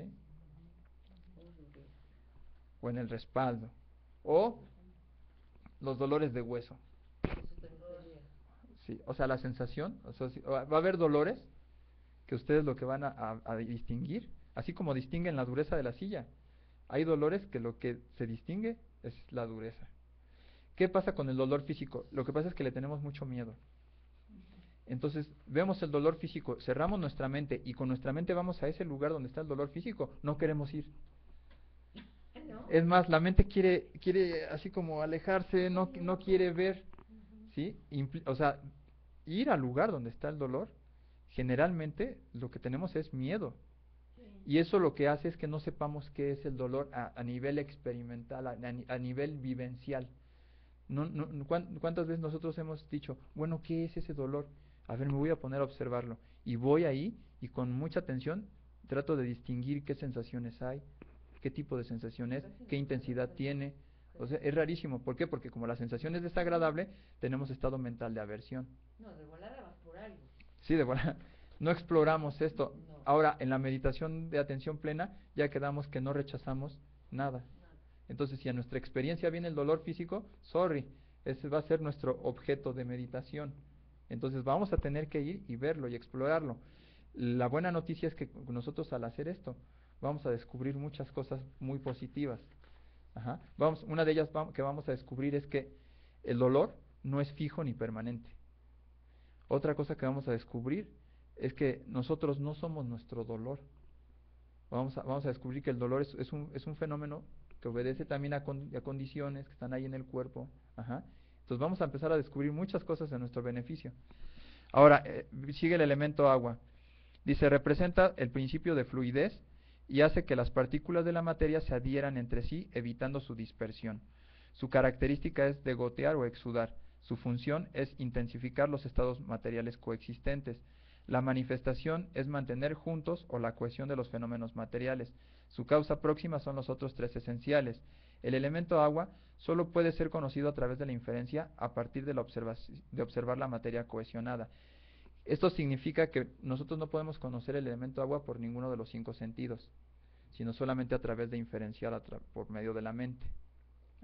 Entonces nosotros, cuando estamos meditando, si pensamos que nuestro cuerpo, las partículas de nuestro cuerpo están contenidas o no se dispersan, podemos decir que estamos contemplando. O sea, si esa idea viene a nosotros como idea, como pensamiento, podemos decir que estamos contemplando el elemento agua. Pero no lo vamos a experimentar nosotros por medio del sentido del tacto, por ejemplo. Ajá. No vamos. Pero la salivación, pero lo que vamos a sentir no es el elemento agua, porque acuérdense que no es literal, o sea, no es que sintamos el agua. Ajá. Si nosotros pensamos que la saliva mantiene... Yo pensaba que, por ejemplo, cuando tienes los ruidos así del estómago, de líquido, ¿no? No, ahorita vamos a ver por qué. Ahorita vamos a ver los otros elementos y contesto la pregunta, porque eso nos va a ayudar a entender mejor. Elemento fuego. Tiene la característica de calor. Su función es hacer madurar los otros fenómenos materiales y se manifiesta como una continua fuente de blandura. Tanto el calor como el frío son modos de experimentar el elemento fuego. O sea, ¿cómo lo vamos a experimentar? La temperatura. O sea, cuando nosotros estamos meditando y decimos frío o calor, estamos contemplando el elemento fuego. Luego el elemento aire. El elemento aire representa el principio de moción o presión. Moción es movimiento. O presión. O sea, que está presionando. Su característica es la distensión. Su función, distensión también es de movimiento. Su función es producir moción en los otros fenómenos materiales. Se manifiesta como conducción, es decir, llevar un fenómeno de un lugar a otro. Su causa son los otros tres esenciales y se experimenta como presión tangible. Y luego dice aquí, la sensibilidad del cuerpo está extendida en todo el cuerpo como un líquido que penetra en la capa de algodón y registra las sensaciones táctiles. Esto se llama fenómeno sensitivo. El tacto o el objeto tangible está compuesto por los tres grandes esenciales, el elemento tierra, el elemento fuego y el elemento aire. O sea que los objetos que son tangibles, nuestra sensibilidad del tacto, lo que va a identificar va a ser uno de estos tres elementos del tacto. O sea, si ustedes tocan algo, toquen la mesa. Entonces el tacto nos está dando la información de, por ejemplo, dureza. Pero también podemos extraer la información de ¿qué? De la temperatura. Y también, si tocamos, por ejemplo, suena el celular en vibración y lo agarramos y está vibrando. Entonces estamos sintiendo a través del tacto ¿qué? La moción, el movimiento. Entonces el tacto conoce el objeto tangible por medio de estos tres elementos. La saliva también. Tenemos tacto en la lengua y en la boca. Lo que estamos sintiendo es, si hay dureza, si hay ¿cómo se llama? Si hay blandura, o si hay movimiento, o si hay temperatura. Pero la fluidez es más como un concepto que solamente a través de la mente lo podemos inferenciar, pero no a través del tacto no podemos. Si sentimos movimiento en los líquidos del cuerpo, por ejemplo los jugos gástricos, es el elemento aire lo que estamos percibiendo. Está moviendo otras propiedades materiales. La sangre, ¿no? O sea, si se está moviendo, es el elemento aire. Si sentimos la temperatura es el elemento fuego, y si sentimos dureza o blandura es el elemento tierra. Bueno, o sea, lo que pasa con el agua es que aquí lo dice. O sea, lo que hace el elemento agua, la metáfora es, si nosotros tenemos harina, la harina va a ser los otros fenómenos materiales, y nosotros le echamos agua, ¿qué va a pasar? Se hace se amalgama, se junta. Esa propiedad de que se junten el polvo de la harina, eso es el elemento agua. O sea, esa capacidad que tiene el elemento agua de hacer que se unan las partículas, de que hagamos una masa con esa harina, eso es el elemento agua. Si tú agarras esa masa, lo que tú vas a sentir va a ser o la temperatura o el movimiento. Es que acuérdense que no es el elemento literalmente, sino su manifestación, su característica, su principio, digamos, ¿no? ¿Y el dolor? Ahora, el dolor. Cuando nosotros experimentamos dolor, el dolor generalmente viene con una sensación de dureza, o puede venir también con calor, o a veces con frío, a los huesos. Cuando viene el dolor a los huesos, se siente frío y se siente dureza. Y a veces el dolor de estómago se siente con movimiento. ¿Sí? El dolor de cabeza. elemento aire, presión. Presión. Aquí dice, el elemento aire se experimenta como presión tangible. Si un dolor de cabeza se siente como si le estuvieran apretando a uno, así como... Ajá. Entonces, lo que estamos nosotros ahí, si tenemos un dolor de cabeza, por ejemplo, y vamos a meditar, y viene el dolor de cabeza, no debemos de pensar en el dolor de cabeza. Lo ideal sería identificar esta sensación de presión. Ajá. Por ejemplo, tomen un dedo de ustedes y en alguna parte de su cuerpo ejerzan una presión. ¿Sí? Ahora, háganlo más fuerte, muy fuerte. Va a venir un dolor, pero también va a estar la sensación de presión.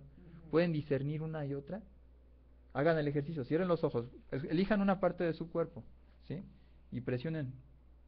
Primero, no tan fuerte, sino nada más que sientan la presión. Ajá. Y luego lo van intensificando hasta que aparece el dolor. Cuando aparece el dolor, ustedes pueden notar perfectamente el dolor, ¿cierto? Por eso decimos que es un objeto claro y grande. Ajá, y es un buen objeto de meditación. Ahora, bajen otra vez y nada más presionen. Que sientan presión pero sin dolor. Y traten de identificar esa sensación de presión, nada más.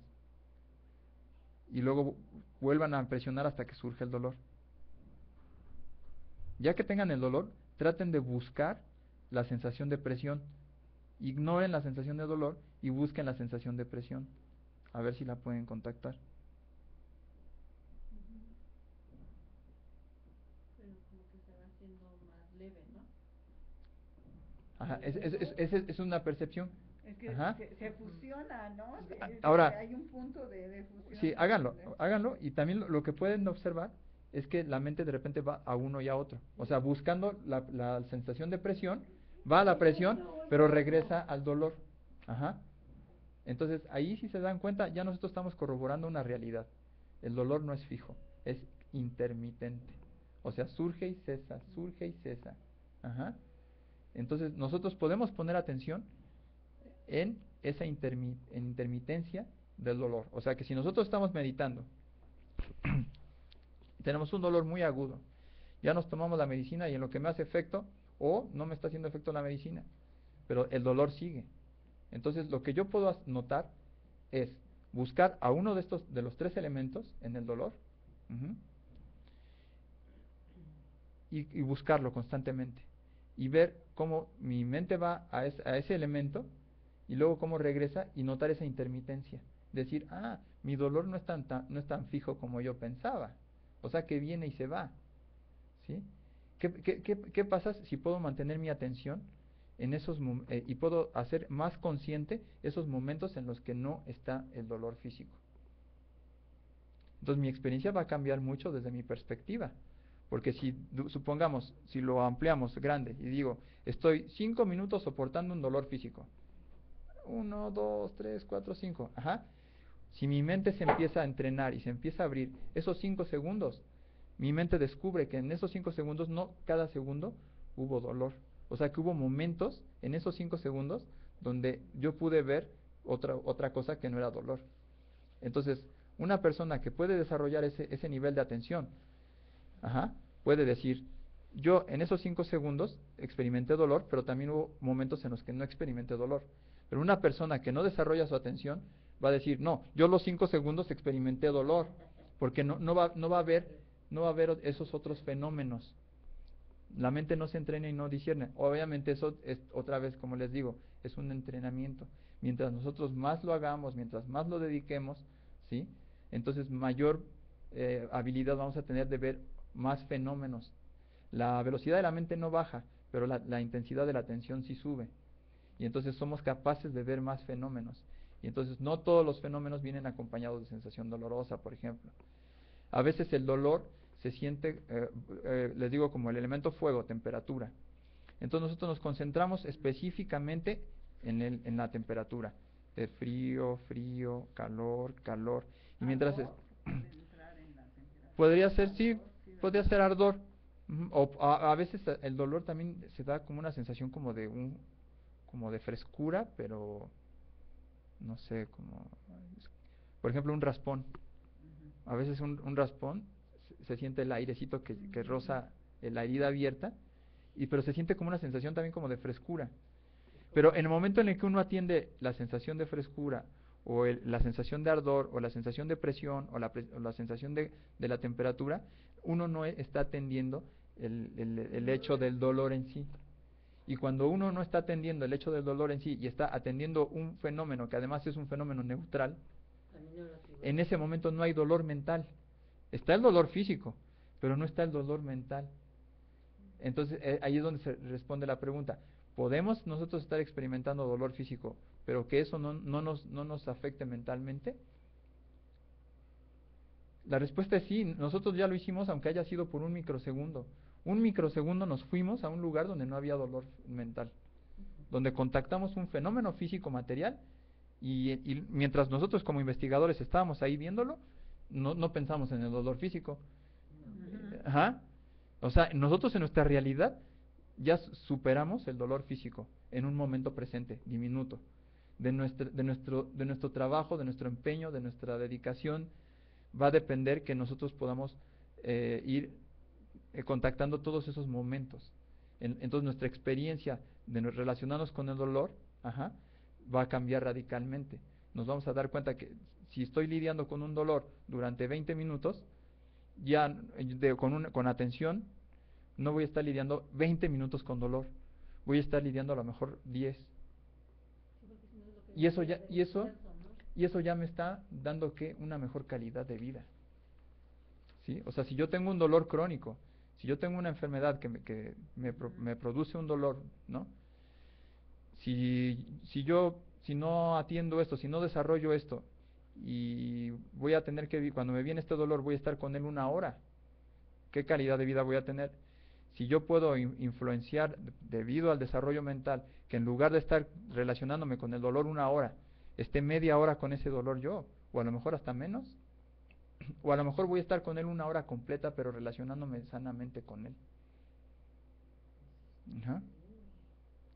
Entonces eso ya va a estar impactando mi calidad de vida y mi proceso también de mi misma enfermedad. Entonces esa es una forma en la que nosotros vamos a atender el dolor. Cuando nosotros hacemos meditación de atención, el dolor que nos va a venir inmediatamente es el del cambio de postura. Entonces la instrucción va a ser, ¿qué hora son? ¿Y si no tenemos dolor? Nosotros no tenemos mucha atención. No, pero si no, por ejemplo, ahorita, si no tienes un dolor. ¿Sí? A ver, sería muy interesante cuánto tiempo dura. Sería la postura, ¿no? ¿Cuánto tiempo dura? Pero es que eso es un dolor. Sí, es que si nosotros ponemos atención al cuerpo, es muy probable, más bien es casi imposible que no haya un dolor. ¿En serio? ¿Es posible que qué? Es casi imposible que no haya un dolor. Cuando llegamos, me dolía la cabeza. Lo que pasa es que nuestra atención, la mente, acuérdense que decíamos que la mente puede tener solamente un objeto a la vez. Entonces, cuando nuestra atención está en un solo objeto, esa es otra forma de lidiar con el dolor que vamos a ver. Hoy estamos viendo la de atención plena. Vamos a tener otra que es por medio de la concentración, y vamos a tener otra que es por medio de la relajación. Entonces, ahorita es con atención. Entonces, ahorita vamos a meditar estos 10 minutos últimos del taller, y cuando venga el dolor de cambiar la postura, o sea, vamos a tratar de mantener una postura, no moverla. Busquen una postura cómoda, que sea que no tengan que se muevan lo menos que puedan. Y yo, por ejemplo, que si tengo dolor, me voy al dolor. Sí, cuando venga a tu experiencia, lo contactas y trata de buscar ahorita que vimos, a ver si detecto una sensación de dureza, si detecto una sensación de calor, y hagan notas mentales, pero que coincidan con su vivencia, con su experiencia. Entonces ese va a ser una. Entonces vamos a cerrar los ojos, primero contactamos. Voy a ir en lugar de decir, por ejemplo, ¿tengo que decir dureza o tengo que decir tierra? Lo que les funciona mejor. O sea, lo que les cueste menos trabajo. Entonces cerramos los ojos, estamos en una postura que esté cómoda, contactamos nuestra respiración, inhalando, exhalando toda la sensación del aire. Y en esta meditación también podemos observar las posturas, o sea, puedo observar que mi postura del cuerpo es sentado. Puedo ser consciente de ello también y sentado, sentado, sentado.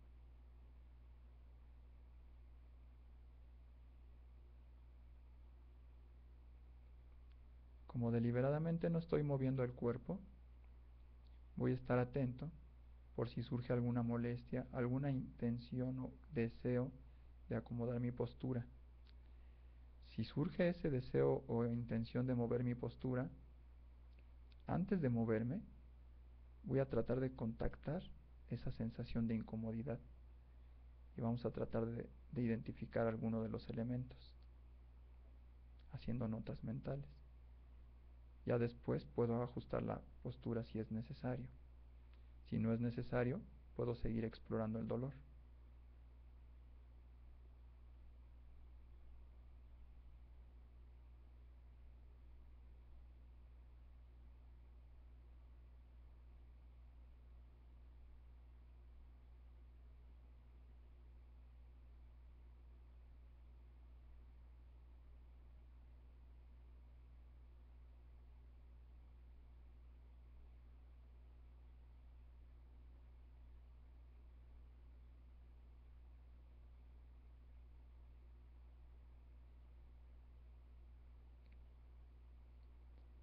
Si mi cuerpo requiere moverse, es porque hay dolor.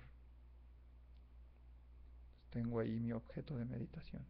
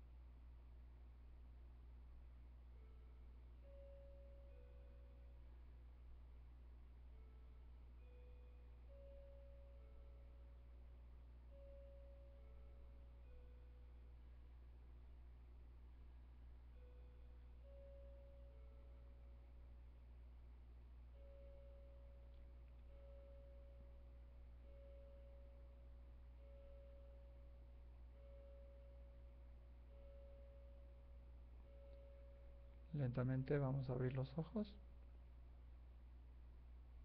Vamos a terminar esta meditación.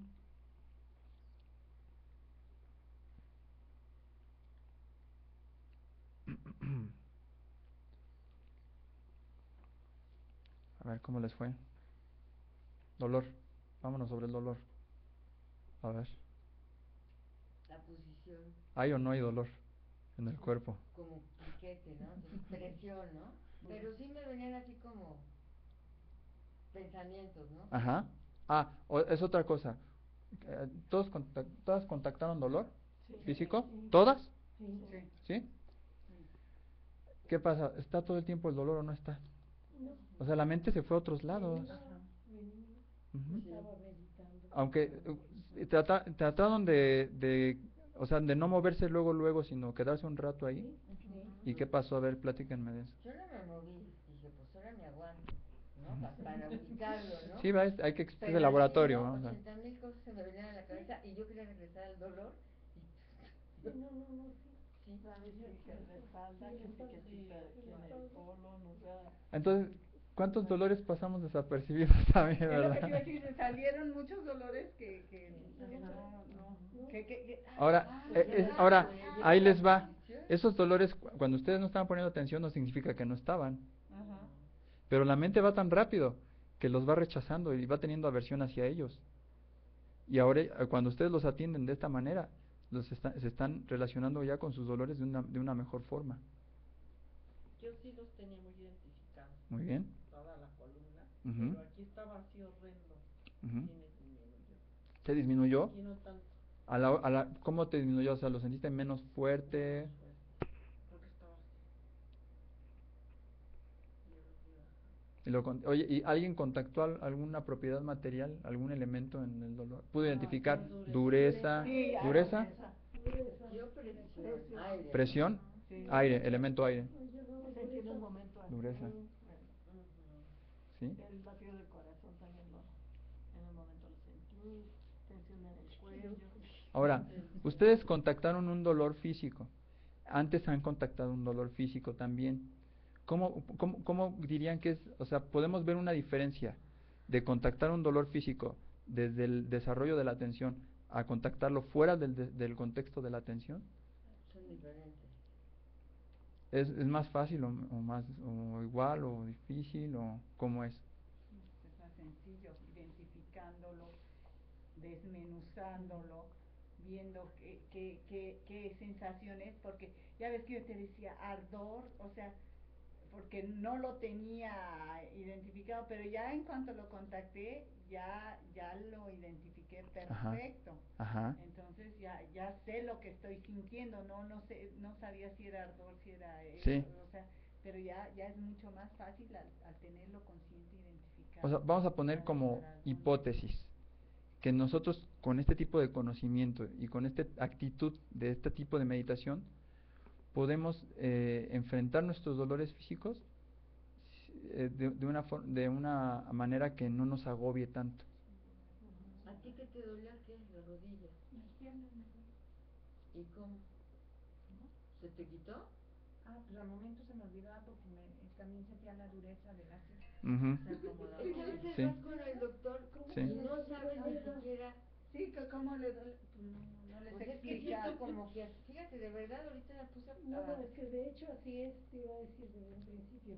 Como que llegas con el doctor, dígame dónde. ¿Dónde, cómo? Sí, no sé qué. Es que no se lo puedo describir, generalmente Sí. Y ahora ya va a ser más fácil. Sí, o sea, la teoría también de esto es que nos va a dar menos miedo relacionarnos con nuestro dolor. Ajá, o sea, si tenemos un dolor, no vamos a sentir inmediatamente angustia, pánico porque tengo ese dolor, sino puedo ir y puedo investigar y a ver qué está ahí, y puedo mantener una mente tranquila, investigando, y ya en ese momento yo ya me estoy evitando el estrés, ya me estoy evitando, porque además uno se estresa mentalmente y el cuerpo reacciona y se estresa más, y el dolor se intensifica. Por eso también vamos a ver técnicas de relajación, porque esa es otra forma de evitar que el dolor crezca o también de liberarlo. También con la concentración, el martes hicimos meditación de amor benevolente. ¿Qué pasó con tu dolor del cuello? Regresó. ¿Te enfriaste? No, ya fui de aquí y me dormí ya como a las 11:30 de la noche, como a la 1, acostada, no me podía mover, no supe qué pasó y pues desperté a mi esposo, ¿no? Porque le dijo, ay, ¿qué tienes? ¿Qué hago? Estaba más mal él que yo, porque en ese momento ya, como yo no podía, por decirte, ni mover los ojos, bueno, eso es un decir.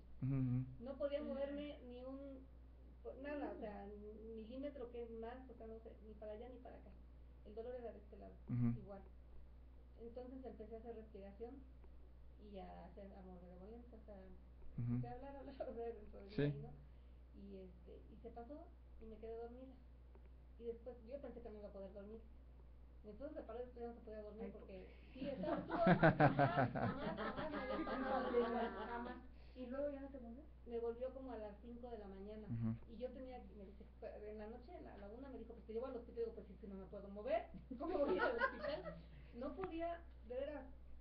Entonces al estar haciendo la respiración, me acordé mucho porque, ¿te acuerdas? Yo hice un curso de psicoprofilaxis para darle clases a embarazadas y uno les dice de la respiración y de cómo manejar. Pero yo cuando tuve a mis hijos, bueno, pues no llevé el curso y pues no me dolió mucho, pero sí, pues de alguna manera, como dices tú, intuitivamente uno lo hace, ¿no? Sí. Ya.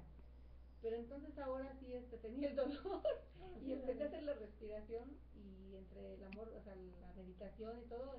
Ese es manejo del dolor por concentración. O sea que llevamos deliberadamente nuestra mente a un objeto que no es el dolor. Sí, pero la respiración, el hablar, el decir que quiero estar bien, o sea, ya ni me acuerdo qué decía en ese momento, pero bueno, ya. Y pasó, y como a las 5 de la mañana otra vez, y yo tenía que ir de todos modos al hospital porque tenía que llevar una muestra, un chequeo, hasta Picacho, entonces, ¿cómo me voy a ir? Y luego para colmo, pues no quería que me llevara él porque él va para el centro. El lunes fui a que me picaran todo y le digo, déjame en Vaqueritos y yo me voy. Estaba espantoso el tráfico. Hice más de 1 hora. Híjole. A Picacho. Y si me lleva él, hoy te hubieras llevado 3 horas. Y le dije, no, le digo, no, yo me voy, a mí déjame ahí en Vaqueritos y yo tomo el camión y yo me voy. Y tú ves, pues no va a salir todo, no va a llegar al trabajo ni nada, bueno. Pues ayer dije, pues empezó, y le digo que voy a ir, se va a empezar a estresar, o sea, no le dije nada de la noche, ¿no? Y en la mañana me levanté y dije, no, pues ¿cómo voy a ir a la muestra? La voy a suspender, ¿qué hago? Pues me levanté.